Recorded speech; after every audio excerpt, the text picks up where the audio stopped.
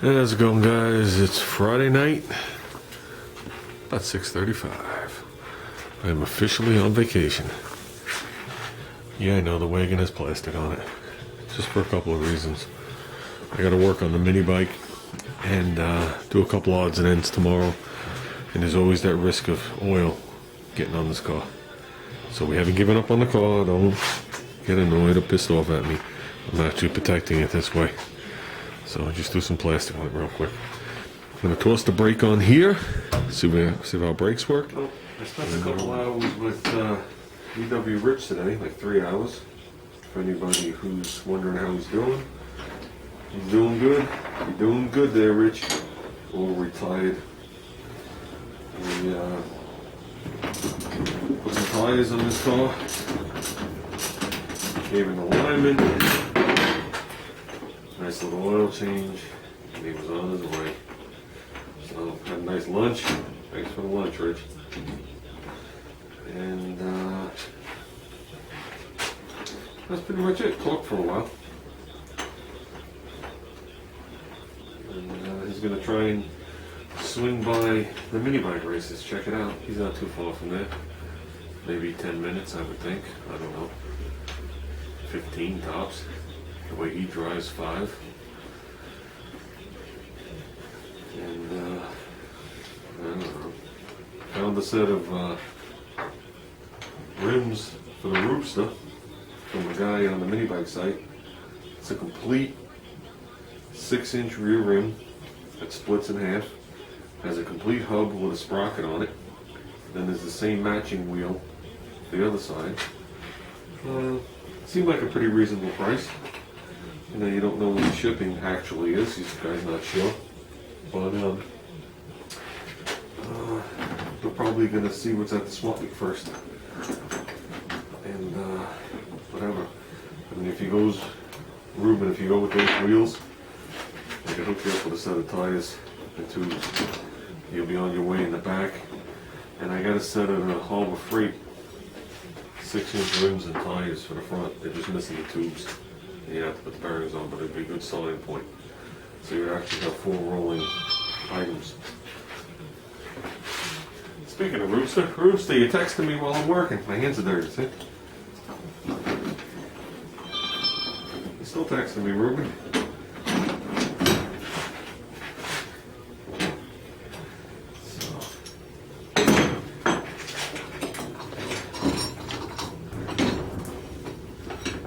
Brakes. I forgot they were there. I just took it off.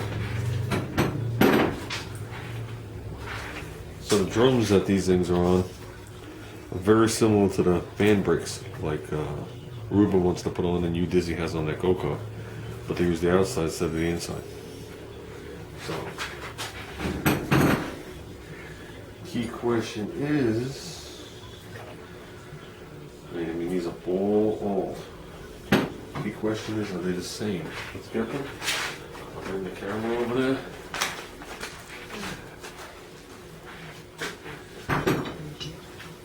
So, I'll show you the difference in the material. Let's zoom you out. As you can see, there was no material left on that one, as opposed to, I think these are upside down, they go like this. See the difference in the material? And that makes all the difference in the world. So when you put them in here, they're loose. I guess they're not spread on the pin and the flat spot yet. But if you also look at it, the arc of the shoe matches the arc of the drum.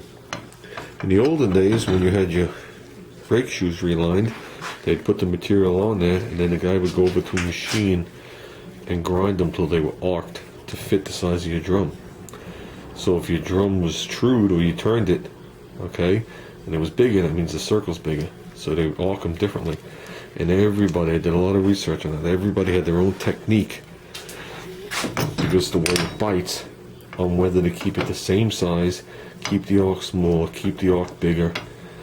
I did some research on it because the front end in the Wagon here, the 41 International front end, had the original drums. Everything was mint, needed wheel cylinders. So I figured at that point I would switch to brakes, which were the same as 41 Ford. Hubs were different, some other stuff was different, but the shoes and the wheel cylinders were the same. And I started doing some research on some of the brake materials and whatever it is. Now this stuff is just like glued together like fiberboard, even though I know that's not what it is. They have woven stuff and riveted and bonded and glued. And then Rich started explaining to me how they used to do the shoes, how you bond them and then you rivet them. So with all that malarkey said, let's pull that off. If I'm not mistaken, I gotta grind the shoe. You see the little grind in it right here? There's the same grind right here to clear that bolt for the bracket I had made. So I'm assuming we're gonna have to do the same thing to this one. Okay guys, here are the old shoes. You can see I ground it a little bit. These are the old ones. The new ones, where is it? Plenty of clearance. I nipped it just a little bit, plenty of clearance. And to show you the difference, that's obviously in the neutral position. And this is exactly how it works. See the top, the one to your right, you see it push away, but the one to the left is pushing away too, but at the bottom. And the bottom is just an anchor point. So these are not self-energizing brakes like car brakes. Self-energizing brakes like car brakes, when the wheel cylinder pushes out, the bottom floats on the self-energizing ones, and it comes around and it cocks. Okay, and it'll bite down here. Then again, a lot of modern day cars, they're anchored at the bottom because they don't really rely much on the drum brakes in the rear. I'm going to give you an example. This is floating. That's all it takes to lock it. That's it. I think we're going to be in business. So, I think this is the brake setup that you Dizzy has, right? You Dizzy? Isn't this what you have? So many words. So, drum is good inside. Bearings are still good. Let's put it together. Okay guys, just got back from a road test. The brake works awesome. Fortunately it's a little damp out, so it goes right into a nice skid. Plenty of meat left for adjustment. So the only thing I forgot is I gotta upgrade these bolts. They got grade 5s and now I'm gonna run grade 8s. So I could just put a little bit more load on this, on these handlebar clamps. So, and that's about it. And I think this thing's ready to go. This frame is not for this engine, I can tell you that. Maybe for climbing hills, this thing is going to be a rape date. I know he wants to take it upstate, but not for on that road. Even I back right off on it. It makes me nervous. Frame is just too short. It has the front of a normal frame, and then the back is just like cut off. You know what I mean?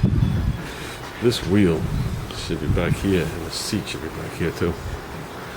It's just too, I don't know. It's like for a little kid, I guess. Well, I guess they're all for little kids, guys. So I'm gonna put this baby back down on the ground again. Still hot. And that's it. We're calling it a night, guys. No sanding tonight. I'm taking a break. Taking a break from sanding. So, it's a rainy day. Vacation just started. I'm going to kick my feet up and relax. Oh, and by the way, for anybody that's interested, I will be cruising up to see Yahoo on Sunday morning. And we're going to go to, it's a swap meet in East Hartford, Connecticut. So if anybody's in that area, supposedly it's only the second year they did it. It's on 75 acres or something like that. And last year they said it was okay. So I really don't know. It's a gamble. At least I get to spend some time with Ruben. And that's it. Maybe we'll find a bargain. I'm only bringing $10.